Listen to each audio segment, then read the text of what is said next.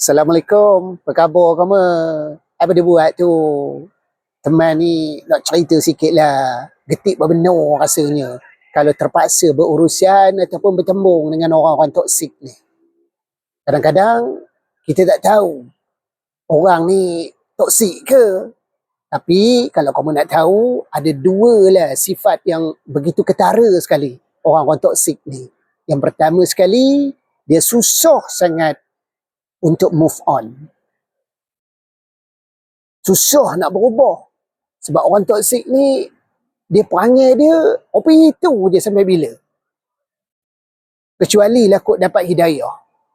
Yang keduanya, orang toksik ni kuat sangat play victimnya.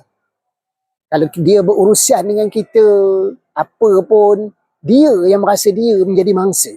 Letih kamu. Inilah, kalau kamu nak tahu, sifat-sifat yang paling ketara orang-orang toksik ini.